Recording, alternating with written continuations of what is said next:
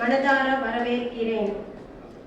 அனைவரும் இவ்விழாவில் கலந்து கொண்டு சிறப்பிக்கும் தரமான கருத்துக்களையும் அமைதியாக சொல்ல முயலுமா தெளிந்த மெல்லிய குரலும் உறவுகளது சென்னை வட்டத்தின் முதன்மை பொது மேலாளர்.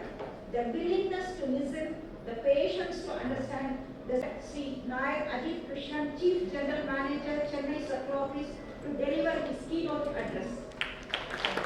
Most honorable and respected Sri Anbil Mahesh, parents, the teachers who have gathered here today for this grand occasion, a grand welcome to all of you. As you all know, it is one of the largest banks in the country.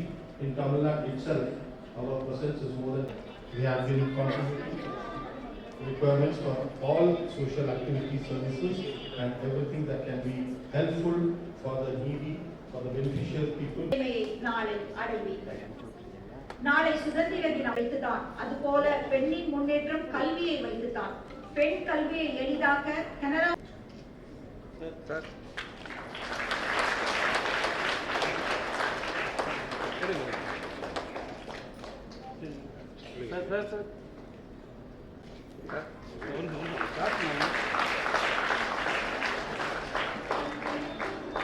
அடுத்து சுபாஷினி 8ஆம் வகுப்பு, விஷாலினி 10ஆம் வகுப்பு,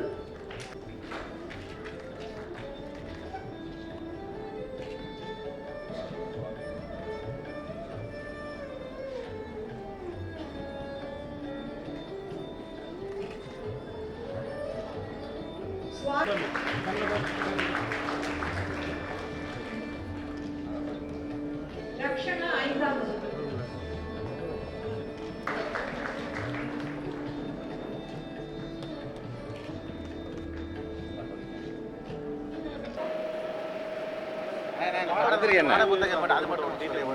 இன்றைக்கி ஒரு கனரா பேங்கோட CSR ஆக்டிவிட்டிக்காக வந்திருக்கேன். முதல்ல அவங்களுக்கு நான் நன்றி தெரிவிச்சுக்கிறேன்.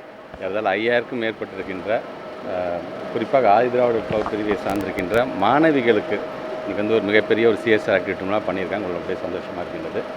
பாடநூல்களை பொறுத்த வரைக்கும் விலை அதிகமாகிடுச்சு அப்படின்னு கூட நம்ம எல்ஓபி கூட அதை பற்றி ஒரு அறிக்கையை விட்டுருக்குறாங்க. பொதுவாக பார்த்திங்கன்னா கடந்த கால ஆட்சியிலே பார்த்திங்கன்னா 2013 2014 ஆண்டுலேயும் சரி, அவர்களுக்கு ஆட்சி காலத்தில் வந்து விலையேற்றம் என்று வரும்பொழுது எல்லாமே மூலப்பொருள்லேருந்து எல்லாத்துக்கும் விலையேற்றம் வரும்போது கிட்டத்தட்ட 350 மடங்கு 400 மடங்கு ஏற்றினார்கள். பிறகு 2018 3 வருஷத்துக்கு ஒரு தடவை பார்த்திங்கன்னா அப்போயோ 476 மடங்கு 466 மடங்குகள் அதிகமாக அவர்கள் விலையேற்றினார்கள். இது இப்போ ஒப்பிட்டு பார்க்கும்பொழுது 2018க்கு அப்புறமேட்டு அதுக்கான விலையேற்றமே இல்லாமல் இருந்தது. ஏன்னா இது ஒன்றும் லாப நஷ்டம் பார்த்து பண்ணுறக்கூடியது கிடையாது. இதில் வந்து எதையுமே பார்க்காமல் மாணவ செல்வங்கள், உங்களுக்கு தெரியும், அரசு பள்ளியை சார்ந்திருக்கின்ற ஏழை எளிய மாணவர்கள் நம்ம வந்து விலை இல்லாமல் தானே கொடுத்து கொண்டிருக்கணும் நாம். ஆனால் இன்றைக்கு அதோட விலையேற்றம் என்று வரும்பொழுது அச்சு என்று வரும்போது ஏறத்தாழ 21% இன்றைக்கி வந்து விலையேற்றம் நடந்திருக்கின்றது.